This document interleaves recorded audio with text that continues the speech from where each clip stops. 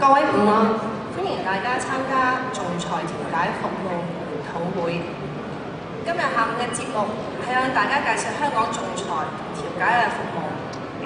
仲裁同調解都係解決糾紛嘅方法，各有優勢，各有優點。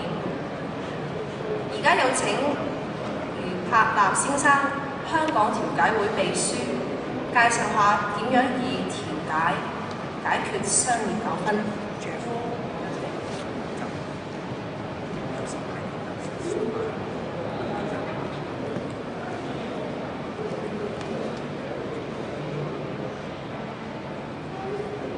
唔該啊 Erica， 多謝各位蒞臨參加今日嘅研討會。今日嘅研討會咧係講點樣有效咧係用呢個調解嘅服務咧係處理呢個糾紛。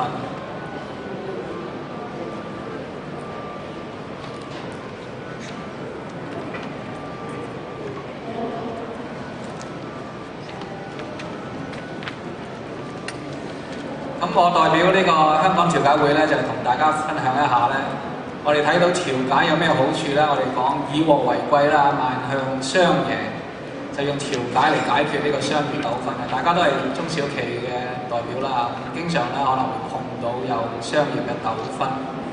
咁有商業糾紛嗰陣時咧，好多時都會諗起咧，就係話大家講掂數啦，講掂數講唔掂咧，就會諗要揾律師傾下，律師傾下咧就自不然咧就會諗咗咧就係去做訴訟嘅。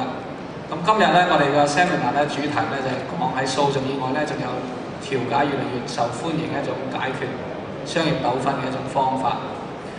咁首先我哋介紹下我哋香港調解會啦。香港調解會咧係成立咗係1994年成立嘅，係香港國際仲裁中心轄下嗰個組織。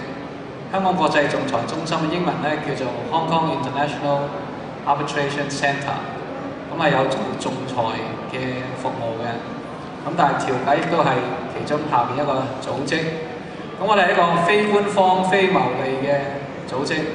咁嘅組成咧就係好多義務工作者 volunteers 啦。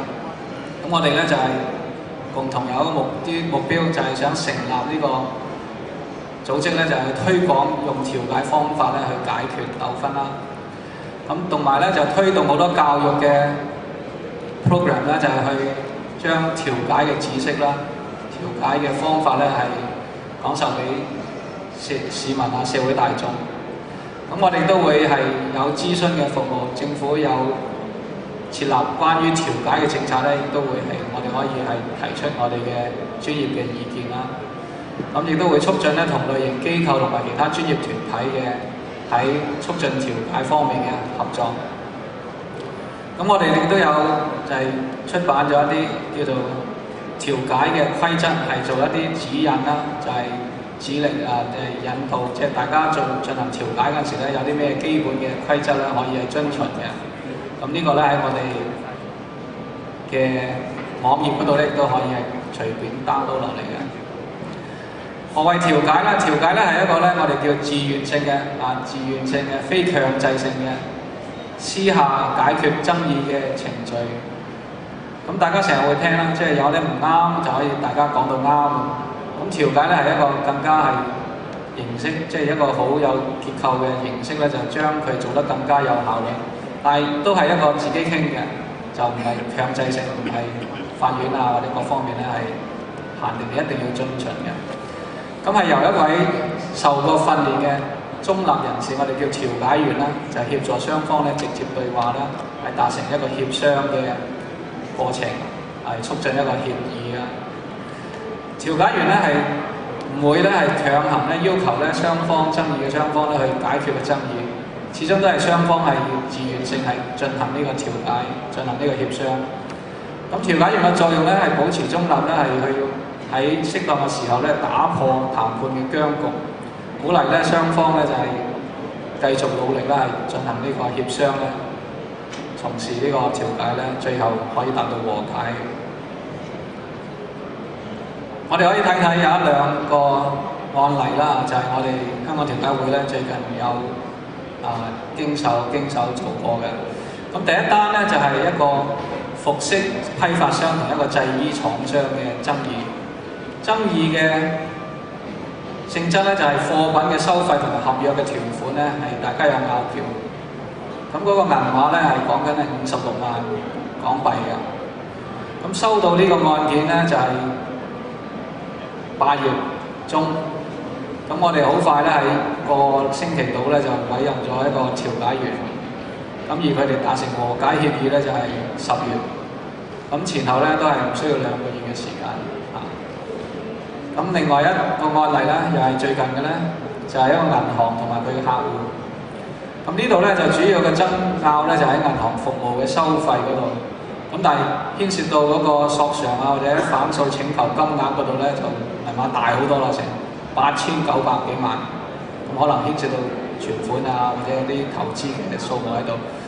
咁收案嘅日期咧就係7月初，委任調解員嘅日期咧就7月尾。咁調解嘅日期咧就係8月中。咁又好快你睇到，即係銀碼牽涉到咁大咧。如果你係進行訴訟咧，你都未去到搜集資料嘅階段啊，做個 case 啊，排期唔好講啦，咁樣咧就喺調解方面咧，其實已經係可以好快咧係解決咗個紛爭嘅。調解嘅好處咧我哋可以講話咧有好多方面嘅，主要咧就係促進一個建立一個和諧有建設性嘅氣氛糾紛嘅結果咧就完全咧由當事人，即係雙方有爭拗嘅雙方人咧係控制佢擁有最後和解嘅協議嘅個方案。咁亦都加強當事人之間嘅溝通，呢個咧好重要嘅就係話好多時紛爭咧就係喺雙方咧已經之前咧已經有建立一定嘅商業或者其他嘅關係。咁而一個咁嘅糾紛咧，可以令到兩邊咧就拗到咧就係勢不兩立。